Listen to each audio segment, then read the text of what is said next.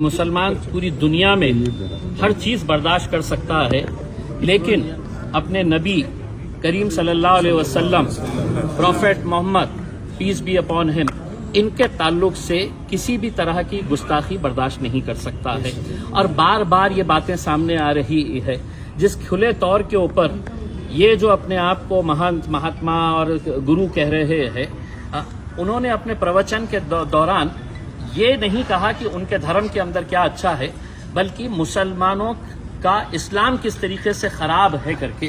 یہ پروچن وہ دے رہے تھے جو ان کا کام نہیں ہے۔ آپ اپنی اچھائیاں بتائیے گا۔ اس ملک کی خوبصورتی یہی ہے کہ اتنے سارے ذاتی دھرم اور مذہب کے لوگ رہتے ہیں، ہم نے کبھی آپ کے دھرم کے بارے میں بولا نہیں ہے۔ مولانا صاحب نے کہا کہ کوئی ایک ایسا واقعہ بتا دے کہ جہاں پر ہمارے کسی مولانا نے، کبھی ہمارے علماء دین نے کسی دوسرے مذہب کے بارے میں اس طرح کی گھٹیا اور گھنونی بات کہی ہے کہ ہم نے پولیس کمشنر صاحب کو پورے واقعے سے آگاہ کرایا اور ان کو یہ بتایا کہ پورے ہندوستان کے مسلمانوں کے اندر اس بات کو لے کر ناراضگی ہے اور غصہ ہے۔ ایسے حالات کے اندر یہ پولیس کی، سرکار کی، پرشاسن کی ذمہ داری ہوتی ہے کہ وہ جو بھی دوشی آدمی ہے اس کے اوپر کارروائی ہونی چاہیے۔ ہم نے اگزامپل دیا مولانا سلمان اظہری صاحب کا کہ جب انہوں نے کوئی بیان دیا تو ان کے خلاف پورے ہندوستان کے اندر ہے تو کتنے سارے FIRs رجسٹر ہوئے، اور آج بھی مولانا صاحب جیل میں بند ہے۔ تو انہیں کیوں چھوٹ دی جا رہی ہے؟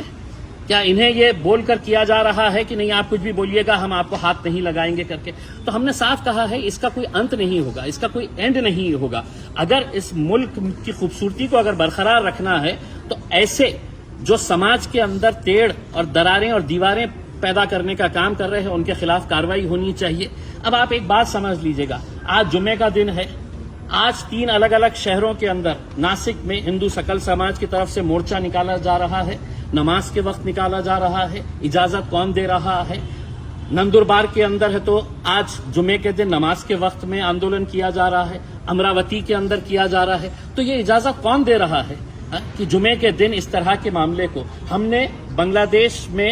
اگر ہندوؤں پر اتیاچار ہو رہا ہے تو یہ بات سمجھ لینا کہ وہاں پر مسلمانوں کے اوپر بھی اتیاچار ہو رہا ہے۔ ہم نے دونوں ہی ہندوؤں کے اوپر اور مسلمانوں کے اوپر جو اتیاچار ہو رہا ہے ہم نے اس کی نندا کی ہے، ہم نے اس کو ختم ہونا چاہیے، اس کی ہم نے کئی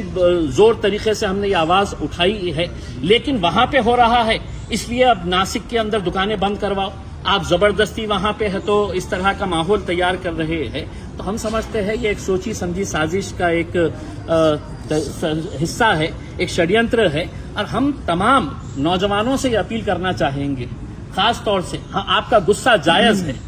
ہم اس مدعے کے اوپر کسی طرح کا کوئی کمپرومائز برداشت نہیں کریں گے۔ دنیا کا مسلمان نہیں برداشت کر سکتا ہے اپنے نبی کے خلاف، لیکن کہیں ایسا نہ ہو جائے کہ ہم ان کی سازشوں کا شکار ہو جائیں۔